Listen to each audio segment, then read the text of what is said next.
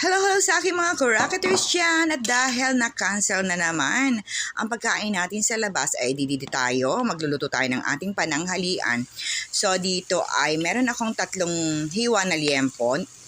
Pinahiran ko lang yan ng asin at paminta. Alam mo yung unang, nung bata pa kami, ganyan lang yung timpla ng aming liempo.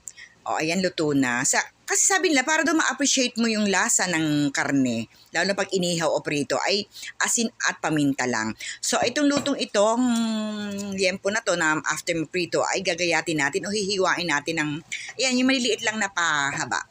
So, ito yung tanghalian namin, kasi nga, dapat ay lalabas kami, pero dahil nga maraming ginagawa yung anak ko, si Walad, ay dito na lang kami magtatanghalian.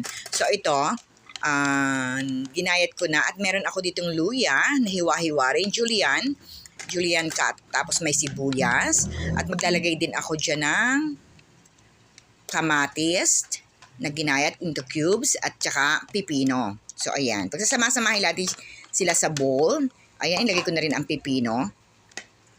So ito lang yung ulam natin kasi wala akong maisip. O ayan, may nakita akong tuyong ewan. So, ayan, hahaluin natin sa bowl and then lalagay natin ang ating lettuce na ginayat-gayat na rin, So, titimplahan ko lang ito. So, hindi na ako naglagay ng mga magic, yung mga artificial na flavoring.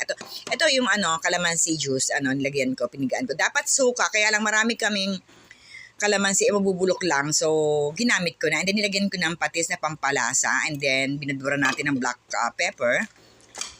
O, yan, hahaluin na natin para mag-blend naman yung ating dressing. Dressing ang tawag doon. Dressing ang tawag doon.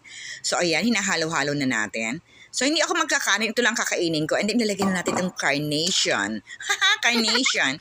Karne. Yan yung liempo na pinirito natin. So, dapat inihaw yan. Kaya lang, noon siya may na nga yung aking pagkain sa labas. Magdudupong pa ako ng uling. So, yan na lang. So, ayan. Malasa yan. Masarap. Ewan ko lang kung kakainin ng kasama ko. Pero parang ensalada lang yan. Alam mo, appetizer lang to pero uulamin namin to. Tsaka parang pampulutan lang. So, titikman natin kung okay na ang lasa. Oy, medyo malaki. Sa maliit lang tayo. So, ayan. Okay na. Let's eat na, babush!